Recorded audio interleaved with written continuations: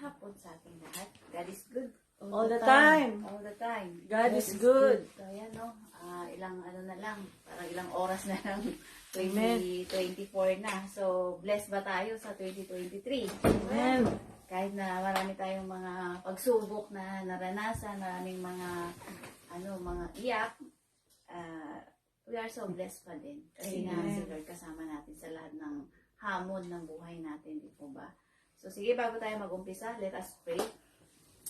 Lord, maraming salamat, O God, sa Amen. gabi ito, O Lord, God, na amen. binigay mo muli sa amin para makapag-aral ng iyong salita, O God.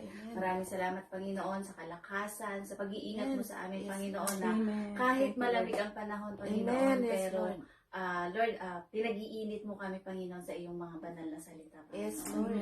Maraming salamat nga po, O God, na ikaw ang maghari lagi sa puso namin, Yes, Panginoon, Lord. na, Thank you, na lahat Jesus. ng maririnig namin, Panginoon, ay magsilbing inspirasyon ito sa amin at yung Lord na mas lalo pa kaming magpatuloy, mas lalo pa kaming dumulog sa iyong presensya, Panginoon. Yes. Maraming salamat, O God, and Lord, ingatan mo rin po si Ate Cor Gemma, saan man siya naroroon ngayon, O God, ikaw pong manguna sa kanya, Panginoon. Amen. Yes, And Lord, hipuin mo ang puso ng bawat isa, Panginoon. Thank you, Jesus. And Lord, give us the wisdom, Panginoon, to Yes, understand Lord. your word, Panginoon. Amen, Lord. Maraming salamat, O God. We bless you, we honor you. In Jesus' name I pray. Amen. So, ayun, ito yung, yung, parang sabi ko nga, kailangan nating i-declare sa buhay natin this coming 2024. Kumbaga, every morning, yun nga, i-declare natin na lahat yung mga pagpapala na binibigay sa atin ng Panginoon, kung ano yung mga, kumbaga everything naman is qualified tayo sa salita ni Lord, di ba? So yung ko po is, paano nga ba tayo, yung bang mag-i-increase dun sa grace ng ating Panginoon? Di ba? Sabi po dun sa Romans 5:1 and 2, sabi po sa English is, therefore, having been justified by faith, we have peace with God through our Lord Jesus Christ, through whom also we have access by faith into this grace in which we stand, and rejoice in hope of the glory of God. And sa Tagalog po, kaya't yamang tayo'y inaring ganap sa pamamagitan ng pananampalataya, mayroon tayong kapayapaan sa Diyos sa pamamagitan ng ating Panginoong Hesukristo. Sa pamamagitan niya, nakalapit tayo sa biyayang ito na ating pinaninindigan at nagagalak tayo sa pag-asa ng kalwalhatian ng Diyos. So dito po, sa ibang translation, ang sabi niya, sapagkat napawalang sala tayo sa pamamagitan ng ating pananampalataya. So through faith, we are forgiven dahil sa ating Panginoong Hesus, di ba? Kaya po nagkaroon na tayo ng relationship sa ating Panginoon because of Jesus Christ. And nakalapit tayo, may access na tayo dun sa biyaya ng Panginoon, dun sa grasya niya dahil sa ating Panginoong Hesus. Di ba? Yun po yung sabi niya sa pamamagitan niya nakalapit tayo sa biyayang ito. So napakaganda po na ma-remind tayo na kumbaga hindi dahil sa may ginawa tayong mabuti, hindi dahil sa sarili nating mga gawa, kaya tayo nailigtas, kundi sa pamamagitan lahat ng ating Panginoong Hesus. Kaya nga dapat mas sasabihin mo na, ay, pinapapala ko ng Panginoon dahil mabuti siya, dahil sa sobrang pagmamahal niya sa akin, di ba? So, doon po sa Luke 2:52, sabi po doon, lumago si Jesus sa karunungan, sa pangangatawan, at naging kalugod-lugod sa Diyos at sa mga tao, sabi doon. So, si Jesus Christ, nung bata pa siya, nung 12 years old siya, andun yung favor ng Panginoon sa kanya. So, ito po, sana yung matanggap din natin yung kagaya ng favor na natatanggap ng ating Hesukristo noong siya ay bata pa. Kumbaga sabi nga, itong verse na ito, ang gandang i-declare natin sa mga apo natin, sa mga anak natin na yung bang mag-increase yung favor ng Panginoon sa kanila. Mag-increase yung favor sa atin. Kasi kahit sa atin, di ba? Dahil yun po talaga yung nais ng Panginoon na mas maranasan natin yung unmerited, yung unearned, unfavor, yung grace ng ating Panginoon, di ba? Mas lalong maramdaman natin na because of Him, kaya tayo nabubuhay ngayon. Because of Him, kaya tayo nakakalapit sa ating Diyos Ama. Di po ba? So minsan, 'di ba may mga katanungan tayong ganito. Bakit kaya siya pinagpapala? Bakit ako hindi? Bakit kaya siya pinapagaling? Bakit ako hanggang ngayon hindi pa ako magaling? 'Di ba? Mas lalo na kapag mga pare-pareho namang believers, mas lalo na pag pare-pareho namang Kristiyano. 'Di ba minsan napapatanong tayo, bakit siya yung isang kumbaga ang bilis lang niyang gumaling, bakit ako hindi pa rin gumagaling? 'Di ba te? Bakit yung iba umaasenso na, bakit ako purita pa rin ako? Yung mga ganun, 'di ba? So, so ito po, sila naniniwala ako na yung mga mananampalatayang ito is yung bang naiintindihan nila at alam nila kung paano i-access yung favor ng ating Panginoon. Kasi po dun sa Romans 5:2, andyan na po yung kasagutan eh. Sabi niya, we have access by faith into His grace. Ito yung grace is unmerited favor in which we stand. So, ibig sabihin, gamitin mo yung grace ng Panginoon sa buhay mo para kumbaga, 'di ba sa mga social media natin, kunwari sa Facebook, 'di ba bago mo siya ma-access, kailangan may password ka. Meron kayo i-enter na password. Tapos ganun din sa mga bank accounts natin. 'Di ba kailangan may PIN number kasi kung wala kang PIN number, hindi mo siya ma-access.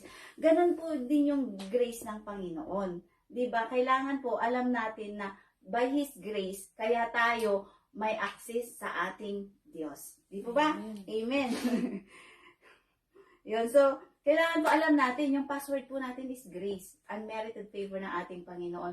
Siya po talaga yung dahilan kung bakit tayo lahat pinagpapala, kung bakit nagkaroon tayo ng eternal life, kung bakit nasa mabuti tayong kalagayan ngayon. Di po ba? So, napakaganda po na ma-remind tayo because of the grace of God, because of His love for us. So, ito po yung yung gusto ko na i-declare natin every day of our life, paggising natin sa umaga.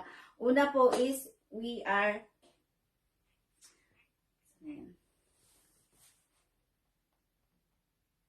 yun. So, una po is, we are greatly blessed. Diba? Ako, ito, lagi ko rin dinideclare sa sarili ko to na, I am greatly blessed, Lord. Pag gising mo pa lang, thank you, Lord God, I am greatly blessed. Bakit po tayo, we are greatly blessed? Bakit po kailangan i-declare natin yun? Kasi naniniwala tayo na there is power in declaration at mararamdaman mo yan kapag dineclare mo na you are so blessed, di ba? Ate, blessed ka ba? Araw-araw. Amen. Di ba? So sabi po dun sa Hebrews 6:13-14, ito po talaga yung talaga namang mapapawaw ka sa sinabi ng ating Panginoon. Sabi niya, for when God made a promise to Abraham, ito, nag-promise siya kay Abraham, because he could swear by no one greater. So, hindi siya makakapanumpa dahil wala nang mas mataas sa kanya, di ba? Ang pinakamataas ay ang ating Panginoon. So, ngayon, kanino siya magsuswear? Kundi sa sarili niya mismo. Dahil siya yung pinakamataas. Hindi naman pwedeng sa mas mababa sa kanya. Because he could swear by no one greater, he swore by himself saying, surely, blessing, I will bless you. And multiplying, I will multiply you. Yun yung pangako niya kay Abraham na ngayon, pwede rin po natin siyang i-claim. Pwede natin siyang i-receive. Pwede natin siyang i-declare sa buhay natin. Diba? Kaya nga minsan, ang sabi ko nga I have the blessings of Abraham. I am greatly blessed. Diba? Kaya matuto po tayo talaga. Diba? Lagi nga po natin sinasabi na there is power in declaration. Kaya declare natin, I am blessed beyond measure. Diba? Yun po talaga dapat yung natin, i-remind natin sa sarili natin. Mas lalo na kapag may mga kakulangan sa buhay natin, may mga problema tayo, mas especially sa finances. I am greatly blessed, Lord. I am greatly blessed. Diba? Yun po yung para mas magrema sa puso natin. Alam niyo po yung itong promise na to is talagang i-claim natin that we have the blessings of Abraham, di ba? So number 2 po is yung i-declare natin that we are highly favored. Ito nga po yung yung name ng group chat nila Ate Cor Janet, di ba? We are highly favored. Totoo naman that we are highly favored. Ang sabi po dun sa Ephesians 1:6, to the praise of the glory of His grace, by which He made us accepted in the beloved. Alam niyo po ang ibig sabihin ng accepted sa Greek? ang Greek po na accepted is charito. Ang sabi ko nga, ganun pala yun. Charito, parang yung pangalan lang ni Charito Solis ba? Pero yung accepted po, ang ibig niya pong sabihin ay highly favored in Greek. So, i-claim po natin that we are highly favored. Parang si Mary lang, di ba? Nung pinili siya ng Panginoon, hindi niya sinabing siya yung pinakaano, pero sinabi niya, isa siya sa highly favored. Kaya ganun din po tayo. We are highly favored because we have Jesus Christ. Di ba tinanggap natin siya as our Lord and Savior? Kaya naman, we are highly favored. Di ba? Amen po ba yun? Accepted, which means, sabi ko nga, in the beloved. Sino ba yung tinutukoy na beloved dito? Si Jesus Christ. Di po ba? Kasi sabi nung binautismuhan siya di ba nag-declare ang ating Panginoon? Sabi niya, this is my beloved Son, in whom I am well pleased. Di ba? So, sino ang beloved? Sino ang nag-accept sa atin in the beloved? Ang mismong Panginoong Jesus. Di ba? Kaya nga, kung matatandaan natin nung inano siya ng Satan doon sa wilderness, nung tinitempt siya, di ba, sabi gano'n nung Satan, if you are the son of man, if you are the son of God, sabi niya, ano po yung mapapansin natin doon? Drinap down niya yung beloved. Wala na, tinanggal niya yung beloved kasi ayaw niyang ipaalala kay Jesus Christ na siya yung pinakamamahal na anak ng Diyos. Kaya ang sabi niya lang, if you are the son of God. Pero ang declaration ng ating Diyos Ama ay, this is my beloved Son, in whom I am well pleased. Kaya kapag magbabasa po tayo, pansinin po natin talaga yung mga binabasa natin. Kahit ako nung nakita ko, drinap down niya yung beloved. Ang sinabi niya lang, if you are the son of God. Kasi ayaw niyang ipaalala kay Jesus Christ na siya yung pinakamamahal na anak ng ating Panginoon. So, sabi ko nga, ang ganda pala nito. Sabi ko na, we are the beloved daughters and sons of God. Diba? Sabi nga, doon din kay Cor Angel, yung daughters of the King. Diba? Tayo po talaga yun. Na we are the beloved daughters of the King. So, yun po, i-declare po natin din lagi that we are highly favored. Isipin po natin yun, yung Greek word ng accepted is charito. Ibig sabihin, highly favored po tayo. Amen po ba yun? Amen. And next po, ito po yung last is, we are deeply loved by our Lord, by our God, di ba? We are deeply loved. Totoo, that we are deeply loved. Talagang pinakamamahal tayo ng Panginoon. Kasi, biruin mo, isinakripisyo niya ang kanyang bugtong na anak para lang sa atin, para sa kapakanan natin. Yung bang, hindi naman kasi plano ni Lord na magkaroon ng death or yung ginawa ni Adam and Eve, hindi naman kasama yun sa plano ni Lord Kaso lang kasi, yun nga, mayroon kasing free will yung tao and nag-choose sila na yun nga, yung kumain sila nung prutas na yun, hindi naman apple, hindi naman sinabing apple. Di ba? Yung prutas na yun. Kaya lahat tayo namanan natin yun, di ba? Pero dahil sa sobrang pagmamahal sa atin ng Panginoon, gumawa siya ng paraan para maibalik tayo sa Kanya through His Son, Jesus Christ. Di po ba? So, napakabuti po ng ating Panginoon talaga. Sobra po yung pagmamahal niya sa atin. Sabi po, dun sa John 3:16, alam po natin itong lahat, di ba? For God so loved the world that He gave His only begotten Son, that whoever believes in Him should not perish but have everlasting life. Kung mapapansin po natin yung for God so, yung so lang na yan, sa sobrang pagmamahal. So loved the world. Di ba? That He gave His only begotten Son. Kung bubulay-bulayin mo po talaga ito, sobra yung pagmamahal sa atin ng Panginoon to the point na isinakripisyo niya ang kanyang bugtong na anak para lang mabigyan tayo ng eternal life, para lang magkaroon ulit tayo ng relationship sa ating Panginoon. Sabi nga doon sa Romans kanina, di ba, 5:1 and 2 na because of our faith sa ating Panginoong Jesus, di ba, we are declared righteous. We are, kumbaga, napawalang sala na tayo sa ating mga kasalanan. Kaya naman, anong dapat natin gawin is magpasalamat talaga tayo sa Panginoon sa sukdulan na pagmamahal niya sa atin. Kaya, kapag paggising mo sa umaga, punta ka sa salamin. Ginagawa ko to punta ka sa salamin. Sabihin mo sa sarili mo, you are highly favored, Adela, you are highly Amen. favored, Core Angel, yung mga ganon. Di ba? Kasi ako sinasabi ko yun eh, you are deeply loved, you are greatly blessed, Lynn. Ginaganon ko yung sarili ko. Dinideclarein ko na yung sarili ko. Ganon din, i-declare din natin sa mga mahal natin sa buhay. Kasi there is power in declaration, di ba? Para mas mag-manifest sa puso natin na talagang sobra yung pagmamahal sa atin ng Panginoon. Sobra yung grace na binibigay niya sa atin. Kumbaga, ang nananalitay talaga sa atin is yung grace ni Lord. Yun talaga yung nagbibigay sa atin ng power, ng kapangyarihan para magawa natin yung mga bagay na hindi natin kayang gawin. Pati yung pagsiserve natin sa Kanya because of the grace of God pa din yun. Kahit yung nahihirapan tayo, binibigyan tayo ng kalakasan ni Lord. Grace pa rin yun ng Panginoon. Kumbaga, sobra talaga. Kaya ngayong 2024, lagi po natin i-declare to every day of our life. Kung pagharap mo sa salamin, sabihin mo na kaagad, you are greatly blessed, Adela. Diba? I am greatly blessed. Sabihin mo na sa harap, I am highly favored. Diba? I am deeply loved. Kasi para po mas lalong mag-manifest, para po mas lalong maramdaman natin yung salita niya.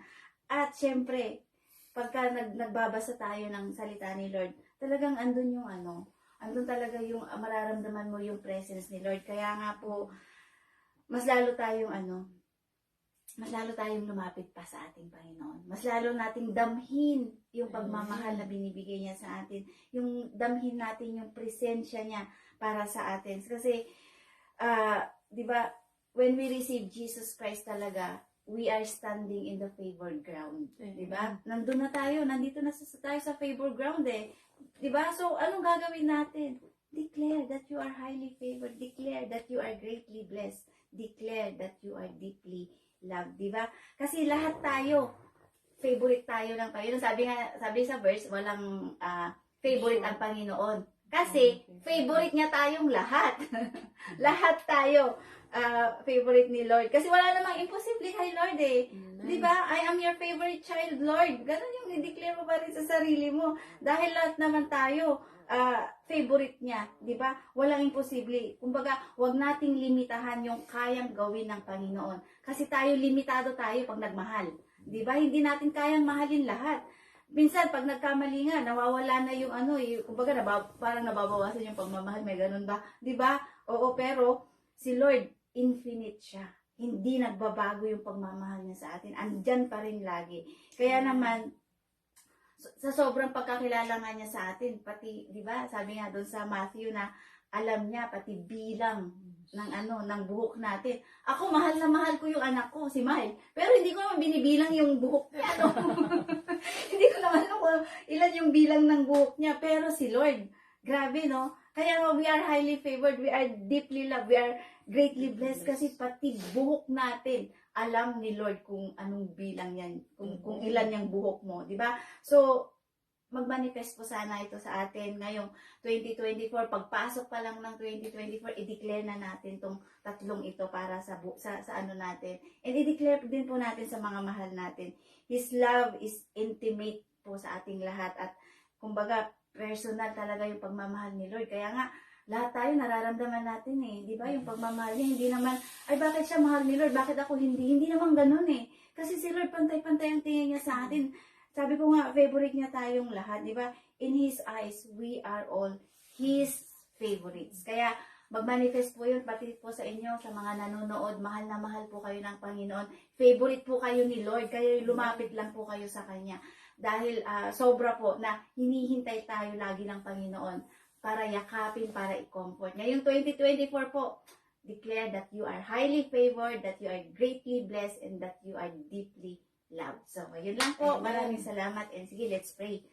Lord, maraming salamat, O God, sa salita mo, Panginoon, na ibahagi ko ngayon, Panginoon. And thank you, O God, sa wisdom, Panginoon, na binigay mo sa akin. And Lord, na mas lalo po, Panginoon, na mag-manifest ito sa puso namin, Panginoon, na lagi naming maalala, O God, na sobra yung pagmamahal mo sa amin. Sobra yung biyayang binibigay mo sa amin, Panginoon.